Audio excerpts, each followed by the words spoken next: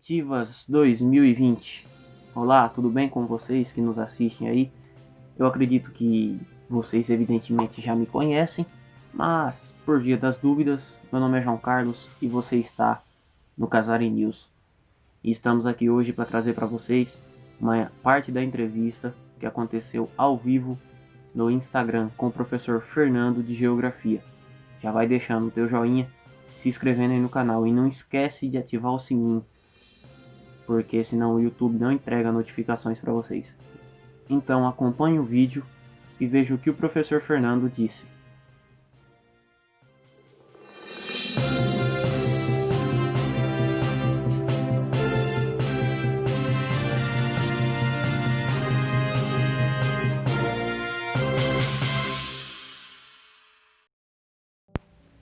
E logo de início, o professor foi questionado com a seguinte pergunta: para quem não conhece, o que é globalização? Para a gente entender o que é o fenômeno de globalização, ou o que é o conceito de globalização, a gente tem que voltar na história, procurar na história e identificar quando foi que o homem, a espécie humana, ou as diferentes sociedades desenvolveram formas de se transportar a grandes distâncias. Então, isso começou lá atrás, no período das grandes navegações. Então, você teve, por exemplo, como resultado dessas grandes navegações, a colonização das Américas, né? A América do Sul, a América do Norte, a América Central. A colonização desses continentes são resultados do período das grandes navegações. Então, foi o desenvolvimento dos meios de transporte, inicialmente, principalmente os meios de transportes marítimos, né, os navios, que permitiram o deslocamento, né, de pessoas a grandes distâncias.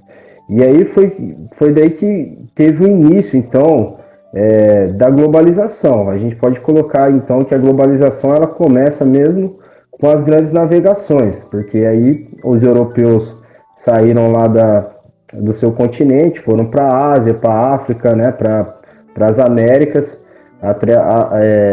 buscar matérias-primas, né, mão de obra, houve o processo de escravidão, enfim, toda uma lógica aí que foi bastante perversa, que aconteceu em função da colonização, que é resultado das grandes navegações. Só que aí a gente tem que pensar que, se tratando de meios de transporte, a gente tem hoje os aviões, que são os meios de transporte mais rápidos, né, que a gente tem, e a partir do uso dos aviões para passageiros de uma forma mais popular, né, porque há bem pouco tempo atrás o avião era restrito a pessoas das classes dominantes, vamos dizer assim, de uma forma bem coloquial, né? Pobre não andava de avião, né? Então, não que hoje também estejam andando muito, mas a classe média teve acesso aí, nos últimos anos, a esse meio de transporte. E aí, então, a partir do desenvolvimento das diversas companhias, né, do setor aéreo, aí você tem uma circulação de pessoas aí com maior intensidade. Então isso já começa lá no final dos anos 80, no início da década de 90, e aí a gente tem como marco aí a queda do Muro de Berlim, ao qual colocou praticamente fim nos sistemas que se diziam socialistas ou comunistas, né? Principalmente na União Soviética, e que aí então aquela ordem que era bipolar, que você tinha de um lado o Ocidente voltado para o comunismo e o Oriente voltado para o capitalismo, você tem agora aí a hegemonia quase que total do capitalismo. E com a hegemonia do capitalismo, com o domínio do capitalismo, veio aí então as características desse sistema, que é um maior consumo, maior número de empresas, né, um mercado financeiro aquecido. E com isso, o setor aéreo foi se tornando um pouco mais popular e as pessoas passaram a circular mais. Então, meios de transporte, a gente pode destacar o setor aéreo, Mas a gente tem também aí o trem-bala, a gente tem os próprios automóveis que foram se modernizando, foram permitindo o deslocamento das pessoas de um país para o outro, de um continente para o outro, e aí o mundo foi então se conectando. Então os meios de transporte foram o que inicialmente possibilitaram o processo de globalização. Lá atrás, com as navegações, hoje em dia a gente pode colocar o avião como a forma mais eficaz, né, de se transportar a grandes distâncias. Mas um outro elemento que a gente tem que colocar na mesa também para falar da globalização é a evolução dos meios de comunicação, como a gente está tendo internet, agora, a internet principalmente. Inicialmente, os computadores eles eram um instrumento, um objeto restrito aos governos, a grandes empresas, né? Lá no final da década de 80 também, que foi assim o auge, né, do capitalismo, as grandes empresas já utilizavam computadores para armazenar dados, né, para tabular dados, né? Então as pessoas ainda estavam muito distantes de ter acesso ao computador, principalmente à internet. No início da década de 90, a internet ela era discada até para as grandes empresas e para o governo, era uma internet muito lenta, né? Talvez aí um ou outro exército, o exército norte-americano, canadense, tivesse aí o exército francês, uma internet mais rápida por questões de estratégia militar. Mas era impensável ainda para as pessoas e até mesmo para as empresas, né, ter uma internet rápida. Então, a partir de... como a gente tem hoje, a partir da década de 2000, principalmente aí de 2005 para frente, houve a popularização dos computadores domésticos, né? Então, aqueles computadores que eram restritos a estabelecimentos, a órgãos governamentais, grandes empresas, eles passaram a estar acessíveis para a grande parte da população. Não todos, até hoje, muita gente não tem acesso ao computador, mas a classe média, pelo menos, começou aos poucos a ir incorporando aí essa tecnologia aí no seu dia a dia. E aí houve, de lá para cá, assim, né, houve muitas transformações. Primeiro, o computador era utilizado também para armazenar dados, para fazer trabalho, utilizar o Word, né? A internet era lenta ainda também para as pessoas, era muito utilizado como jogo, né? Como uma forma de você também ter um lazer ali, etc. E aí, a partir do momento que a gente tem aí a internet e a rádio, e a internet e a fibra ótica, aí sim você tem, além da popularização dos computadores, a popularização também da internet. E essa popularização da internet vem praticamente quase com o fim do uso dos computadores domésticos. Hoje, usa-se muito pouco já dos computadores. A maior parte das pessoas estão conectadas através do celular, né, do smartphone, né? Alguns aí de iPhone, mas a maioria dos smartphones. Então nós estamos no auge daquilo que foi pensado como o período de globalização pelos autores da geografia, da sociologia, que pensaram esse processo lá atrás, no final dos anos 80, no início dos anos 90, como é o caso, por exemplo, do geógrafo Milton Santos, que é muito citado dentro das formações de professores de geografia, dos centros acadêmicos, como também é muito citado nos livros didáticos, né? Por exemplo, no 9º ano e no 3º colegial, como eu havia dito, tem as citações do Milton Santos, que foram feitas lá atrás, no final da década de 90 e tal, e que hoje a gente está vivendo exatamente isso, exatamente o processo que eles já haviam descrevido, né? E com o desenvolvimento dos meios de transporte e dos meios de comunicação, principalmente através da internet, popularização dos computadores e o maior acesso aos smartphones, a gente está no auge da globalização. Hoje você pode virar meme num país lá do Oriente Médio. Dependendo do que você faz aqui, você vira meme lá do outro lado do mundo, né? E aí o meme já é uma outra coisa, uma outra realidade, e que vem definindo aí os rumos até da economia global através de memes, definindo os rumos da política também global. A eleição do Donald Trump nos Estados Unidos e do presidente Bolsonaro no Brasil foi feita totalmente através de uma guerra virtual e que quem entrou em ação foram os memes, né? Isso é impensável. Há 10 anos atrás você não tinha isso. Então nós estamos no auge do que seria a globalização, né? Uma marca qualquer, ela tem uma distribuição aí desde o Oriente Médio até o sul da América do Sul, né? O Canadá, passando pela América do Norte, pela Europa, né? A Nike, vamos dar exemplo de grandes marcas, a Nike, Adidas, enfim. Se você pegar também as marcas de celulares, Samsung, LG, mesmo em países pobres e regiões pobres, ainda muitas pessoas têm o acesso, né? À medida que esses aparelhos vão saindo de circulação e você tem aquela obrigação moral, né, que é imposta pelo capitalismo de trocar de celular, pessoas que têm um poder aquisitivo menor possam estar tendo acesso a celulares que já foram usados por outras pessoas. Então, hoje, ainda existe uma grande parcela da população que não tem acesso à internet ou ao celular. Mas isso vem cada vez mais diminuindo. A tendência é que a maior parte da população tenha acesso a essas tecnologias. Então nós estamos no auge da globalização. Depois de falar o que é a globalização e dar alguns exemplos, eu perguntei para o professor de que forma a globalização influenciou no Brasil.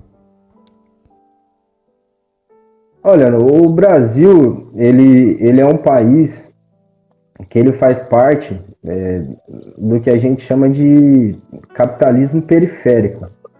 Por que capitalismo periférico? Aquilo que está nas periferias significa que está um pouco distante dos centros, né? Então, ou à margem. Você tem, por exemplo, o leito do rio, né? Lá o meio do rio, e você tem as margens. Então, tudo aquilo que está longe do centro é considerado como margem ou como periferia. E por que o Brasil, mesmo sendo um país grande, um país rico em questões de recursos naturais, ainda é considerado como um país capitalista periférico? Bom, isso acontece novamente através da história do Brasil, um país que foi colonizado, né? Então todos os países que foram colonizados, eles tiveram a função de gerar riqueza para outros países, né? Para as metrópoles, que eram os países colonizadores. Então o Brasil serviu por muito tempo como uma grande fazenda dos portugueses. Então eles vinham aqui, extraíam a riqueza, começou com o pau-brasil, minério, pecuária, enfim, cana-de-açúcar. E essa riqueza não ficava a maior parte aqui no próprio país, porque a gente era colônia, pertencia a Portugal. O ouro de Minas Gerais, por exemplo, serviu para pagar as dívidas que a coroa portuguesa tinha com a Inglaterra. Então, grande parte do ouro de Minas Gerais não ficou nem com Portugal, foi parar lá na Inglaterra. Porque Portugal devia muito para a Inglaterra e usou o ouro, né, descoberto lá em Minas Gerais para pagar essa dívida. E o Brasil também teve aí, por exemplo, 300 anos praticamente de escravidão. Foi o último país do mundo a abolir a escravidão. Então, a história do Brasil coloca ele como um país ainda de capitalismo periférico, né, por sua história de colonialismo, de escravidão, que durou muito tempo. Então, um país jovem que foi, por a maior parte da sua história, colônia, e que teve a escravidão aí também como um aspecto dominante na sua história, né? Mais da metade da história do Brasil foi marcada pela escravidão. Então, esses aspectos aí, essas pobrezas, essas misérias, elas ainda se refletem hoje na realidade do país. Então, quando a globalização, as desigualdades sociais, quando a globalização, como que eu posso dizer? Eu não vou falar ela chega, mas ela se mostra evidente em um país de capitalismo central, como a Alemanha, os países da Europa, né, Estados Unidos, ela tem um efeito um pouco diferente de quando ela se mostra nos países do capitalismo periférico, né, os países que estão aí e, de certa forma, à margem do desenvolvimento. No caso do Brasil e países da América do Sul, o aspecto dominante da globalização nesses países é justamente o acirramento das desigualdades. Então, o que a gente poderia pensar, será que a globalização ela vai, de certa forma, eliminar ou pelo menos diminuir as desigualdades? Não, quando ela chega num país que é desigual, como o Brasil, como também a Argentina, nossos países vizinhos, todos que foram colonizados, né? E foram colonizados ou pela coroa espanhola, pela coroa portuguesa, francesa, enfim. Esses países ainda têm a marca da desigualdade. Então, quando a globalização ela explode nesses países, ela acirra ainda mais as desigualdades. A gente está vivendo isso agora, por exemplo, nos trabalhos online. Alguns alunos têm acesso a ferramentas que a maioria tem, como o smartphone, com o YouTube, né, com as redes sociais. Outros alunos, uma minoria, tem acesso a outras ferramentas. Já sabem manusear o Google Meet, outros tipos de programa, né? Já tem o costume de estudar sozinhos em suas casas, né? Já fazem aula particular, fazem aula de inglês, informática, intercâmbio, vão fazer intercâmbio, circulam para lá, para cá, já conheceram outros países. Então essa é uma minoria. E aí você tem também uma parte considerável dos alunos, que felizmente não é a maioria, mas é uma grande parte, que não tem acesso à internet.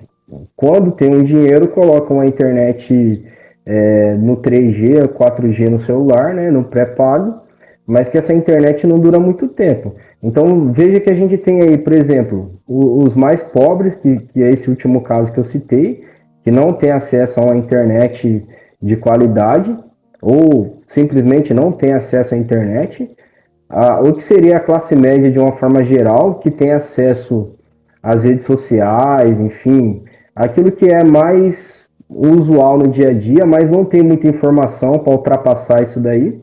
E você tem uma minoria, que são as pessoas mais privilegiadas, que já têm contato com a tecnologia desde cedo e que têm auxílio técnico, que tem um suporte maior para poder enfrentar esse momento aí de trabalhos dentro de casa.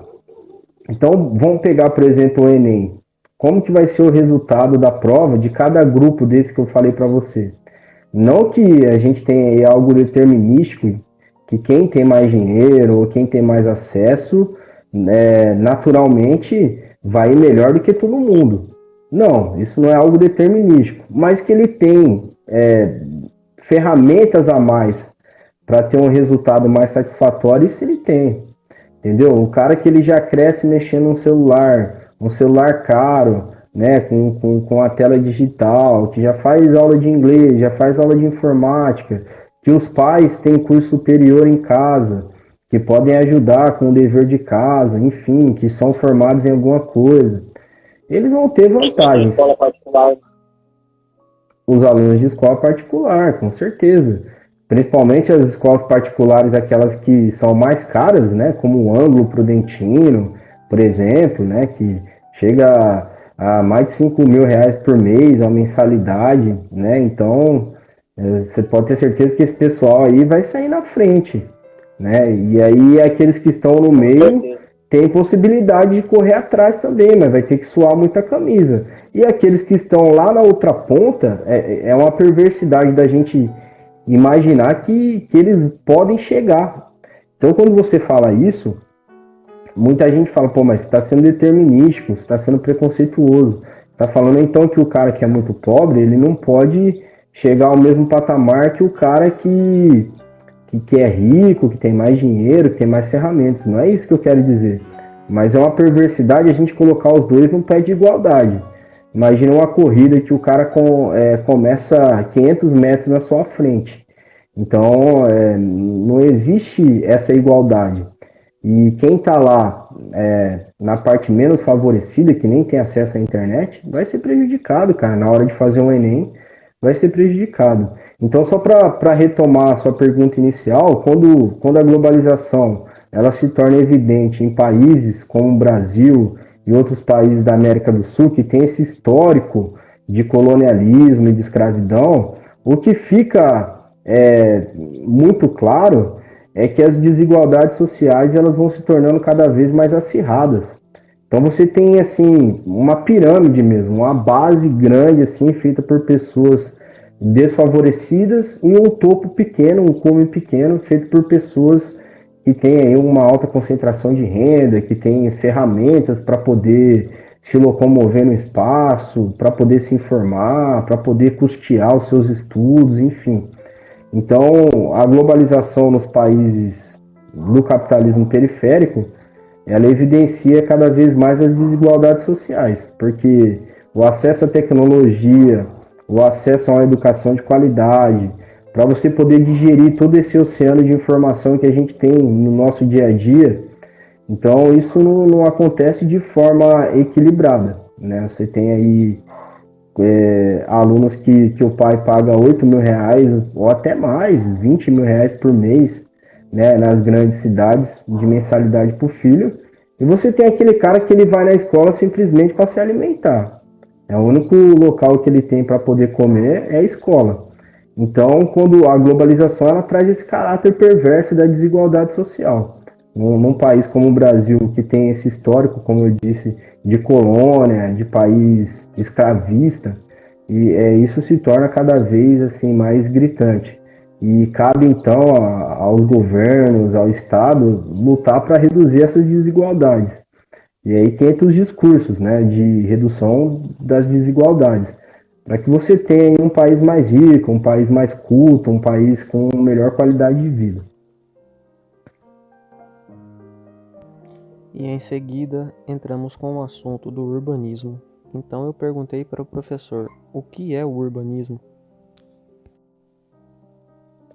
Bom, João, esse é um assunto que ele é bem amplo e quem tem uma propriedade melhor para falar disso são os especialistas, os arquitetos principalmente e os geógrafos que têm especialização, mestrado, doutorado nessa área. O que eu vou falar de urbanismo é aquilo que me cabe como professor de ensino fundamental e médio, e eu não sou especialista, né? Minha área de especialidade é geografia física.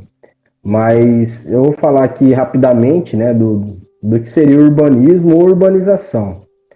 Bom, novamente, a gente tem que trazer a discussão para o Brasil, né? América do Sul, Brasil, e do Brasil a gente relacionar com o estado de São Paulo. Porque a gente tem realidades muito distintas em questão de mundo e realidades muito distintas também em questão de continente e de país. Mas o que a gente pode pensar é que uma cidade, né? Então, o urbano ele vem de cidade. O que é uma cidade? Vamos relembrar quais foram as primeiras cidades do mundo, lá da Mesopotâmia, enfim, lá atrás na aula de história do 6º ano, 7º ano, como eram organizadas as primeiras cidades do mundo. Essas cidades elas eram organizadas de acordo com a sua classe social. Então, quem eram as pessoas mais privilegiadas nessa época? Na época da Mesopotâmia, do Egito, por exemplo, quem eram as pessoas que tinham maior poder de decisão, as pessoas que eram mais poderosas, mais ricas, enfim? Eram geralmente aqueles que estavam ligados aos líderes religiosos, né, ao faraó, enfim. Então, a primeira forma de desigualdade foi essa, né, através da religião. Então, algumas religiões elas determinavam que uma parcela da população era ligado a alguma divindade, então, portanto, tinha o direito de governar uma outra parte da população que tinha um menor valor perante ao Deus que eles acreditavam. Então, essa desigualdade que começou no início da cidade, que era separado por essas castas religiosas, ela permaneceu até os dias de hoje. Mas a diferença é que a questão não é religiosa hoje em dia, mas sim econômica. Então, pensa uma cidade como uma pirâmide ou uma escada que você tem diversas camadas sociais dentro dessa cidade. E a forma que essas camadas sociais vão sendo distribuídas, né, no espaço da cidade, né, do município, né, tem a ver com a história de formação, né, desse local. Então vamos parar para pensar, né? O Brasil foi um país, mais uma vez, que foi colônia de Portugal, enfim, um país que era uma fazenda de exploração, uma gigantesca fazenda de exploração de matéria-prima para outro país. As pessoas que vieram para cá para explorar esses recursos, quando o país se tornou independente, essas pessoas tinham uma grande concentração de riqueza na sua mão, porque eles tinham um contato com a coroa portuguesa na época que dava para eles o privilégio de ser dono de grandes parcelas de terra, de colocar um engenho para fabricar o açúcar, né? Então, tinha os senhores de engenho, os fazendeiros, os industriais, os militares, né? Gente também ligada ao clero, à Igreja Católica. Então, essas pessoas elas foram concentrando renda lá atrás, na história do país, né? E isso, claro que ao longo do tempo sofreu muitas transformações, mas esse aspecto geral da concentração ainda permanece, né? Ele permanece nos dias de hoje. Então, quando você olha para uma cidade, na verdade você está olhando para o país. A cidade de São Paulo e a cidade do Rio de Janeiro, elas refletem assim claramente qual que é a dinâmica social do Brasil. Elas são espelhos do Brasil. Então, São Paulo e Rio de Janeiro representam fielmente a realidade do Brasil. Você tem ali um centro antigo e um centro novo, condomínios de alto padrão, o Alphaville, os Jardins, né, que é um absurdo, é mais de R$ 1 milhão um terreno, né? Então os caras eles constroem mansões assim que nem os milionários dos Estados Unidos estão construindo mansões com tanto luxo. Então, e ao mesmo tempo você tem dentro da mesma cidade, nas periferias, pessoas que vivem, né, quase que dentro do esgoto, a céu aberto, que quando dá uma enchente, o cara não sabe nem se ele vai ficar vivo, né? Então, o Brasil e as cidades do Brasil, elas, na verdade, refletem a sua história, que é uma história de desigualdade, assim como no caso da globalização, no caso da urbanização é a mesma coisa. Então, alguns geógrafos, eles vão falar que existem vários tempos, né? O tempo é relativo, né? Segundo Albert Einstein, né? Então, quanto mais você está em movimento, mais rápido o tempo ele vai se passar para você.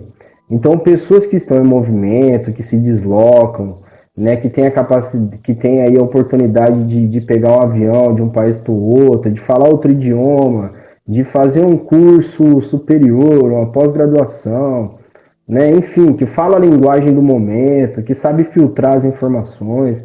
Isso é um cidadão global. Ele circula, ele tem acesso, ele participa das decisões.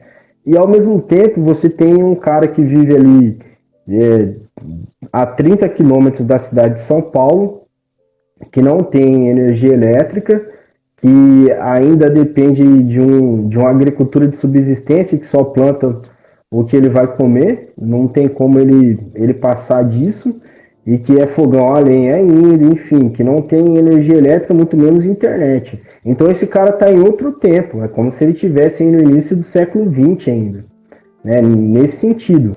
Então, a cidade ela tem essas camadas sociais aí, que refletem a desigualdade do país.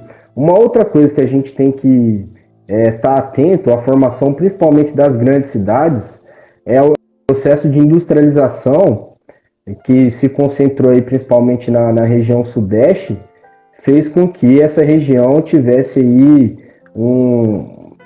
uma migração muito grande das outras regiões, principalmente da região nordeste.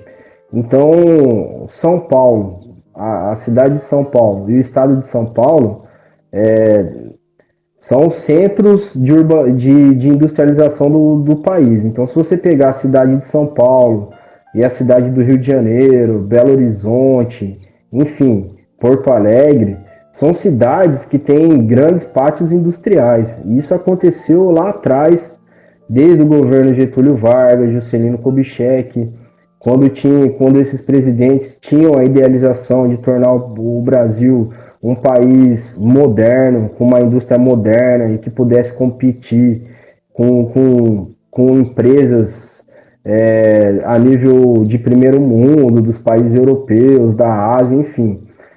A Petrobras, por exemplo, que foi criada, né, pelo Getúlio Vargas, e aí você teve a Companhia Siderúrgica Nacional, a CSN, que foi criada durante o governo Juscelino Kubitschek, que eram empresas estatais, né, cara, que o Estado criou para poder modernizar o Brasil de certa forma e tornar o Brasil, quem sabe, um país de primeiro mundo. Então, a indústria ela é muito importante para o desenvolvimento de um país, porque ela gera, além dela gerar riquezas, gerar um produto final para o consumidor, ela gera muito emprego, né? Então, essa é a principal diferença, por exemplo, da indústria para a pecuária ou para a agricultura de monocultura, né? No campo, os empregos são gerados de forma indireta. Então, por exemplo, na fazenda não gera muito emprego, mas no frigorífico gera, enfim, quando o cara vai processar a carne, etc. Mas já na indústria, ela gera emprego desde o início ali, né? Tirando, claro, até mesmo a extração no campo, mas o processamento da matéria-prima, né, numa cadeia produtiva, ela vai gerar muita mão de obra. Então, muitos nordestinos, também pessoas do norte do país, né, amazonenses, enfim, foram para o Sudeste, São Paulo, Rio de Janeiro, em busca de melhores condições de vida. Então, tem muitas obras que retratam isso. Morte e Vida Severina, Vidas Secas, que são obras que caem no vestibular, que em todo vestibular vão cair essas obras. Retratam o drama do retirante nordestino, que sai com a sua família, né?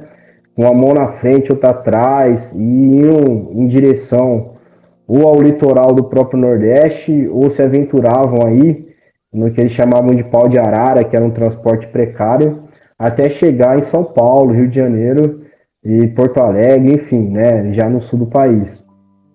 Então, a história dessas cidades, desses grandes centros, estão diretamente ligados com a história da industrialização no Brasil, que gerou uma grande migração do campo para a cidade e de outras regiões, né, da região Nordeste e região Norte para a região Sul-Sudeste. Então, por isso que São Paulo tem 11 milhões de habitantes, né? Então, São Paulo, claro, ela é uma cidade que ela sempre cresceu muito, mas a partir da década de 50, 60, com a migração nordestina para São Paulo, foi quando ela começou a inchar e se tornar uma cidade gigantesca. E aí eu falo inchaço em busca de emprego, melhores condições de vida. Lembrando que lá no Nordeste tinha um problema da seca também, enfim, da fome. Era muito real. Então o cara vinha para a indústria, e a indústria também da década de 50 e 60, ela era menos automatizada que hoje. Então o cara poderia chegar sem nenhum estudo e aprender a puxar uma alavanca, enfim, colocar algo dentro de uma embalagem. Não exigia uma formação técnica tão aprofundada. À medida que a tecnologia, através da globalização, voltando, né, vendo como que os assuntos estão relacionados, a tecnologia foi sendo cada vez mais incorporada, né, no processo de automatização das indústrias, começou a haver um maior índice de desemprego, né, a necessitar cada vez menos de mão de obra. Então tem isso, é o que eu falo, as cidades do Brasil refletem a história do Brasil. Se a gente pegar São Paulo, que é a principal cidade do Brasil, ela é o espelho do país. No centro dela se tem o primeiro mundo, pessoas que tanto têm o mesmo poder aquisitivo como o nível de acesso à informação que as pessoas dos países europeus, e você tem nas periferias ainda pessoas que vivem de uma forma precária e que nos remete a uma outra época do país, né? Como se tivesse uma outra época. E no meio disso tudo você tem a classe média, né, que somos nós, que tem um acesso, mas que tem um acesso limitado, né, tem acesso ao básico, mas não tem acesso ao avançado, vamos dizer assim. Então tem muito isso, quando você olha para a periferia de São Paulo, você imagina por que muitas vezes as pessoas vão ocupar aquelas áreas de risco. A gente ouve um discurso muito raso e perverso de pessoas que falam o seguinte: mas o cara, como que o cara vai ocupar, né, a beira de um barranco, a encosta de um barranco, sabendo que vai chover e ele pode cair ali para dentro? Você acha que o cara, se ele tivesse condições de morar em outro lugar, ele ia morar ali porque ele quer, porque ele acha bonito, ele gosta de aventura? Eu acho que ou é isso ou é morar na rua, né, cara? Se você morar na rua, aí é pior ainda, né? Pode chegar um doido lá, né, com o símbolo da suástica e tacar fogo em você enquanto você dorme, né? Então, isso já aconteceu diversas vezes aí na história do Brasil. Ou chegar aí até um grupo paramilitar aí dentro dos grupos militares que a gente tem e por esporte lá matar morador de rua. Isso aí já aconteceu muito também. Então, o cara prefere morar na favela, claro, mas ter um teto do que morar na rua. Então, e por quê? Porque ali os terrenos, né, são ilegais, não foram terrenos que foram comprados, foram ocupados, porque era a única maneira que o cara tinha de sobreviver. Então, o retirante nordestino, os descendentes de escravos, né, é o que ficou característico da formação das favelas, né? Primeiro os descendentes de escravos no fim do período da escravidão, depois lá os retirantes nordestinos. E é por isso que aquela gente branca, privilegiada, de classe média alta, dos Jardins, do Morumbi, de Copacabana, né, do Damas aqui em Prudente, vou colocar a nossa realidade aqui mais próxima, eles não estão preocupados com a realidade de quem está nas bordas, né, de quem está na periferia. Então, o urbanismo ele reflete a história do país, as desigualdades, a concentração econômica que vai trazer concentração de pessoas. Onde tem dinheiro vai pessoas. Então a indústria do Brasil ela já foi uma indústria que tinha condições de competir a nível internacional e fazer com que o país crescesse muito, né? E isso atraiu pessoas de diferentes regiões para ir morar perto desses centros de industrialização, principalmente o Sudeste e o Sul do Brasil, e no Sudeste e no Sul, São Paulo e Rio de Janeiro.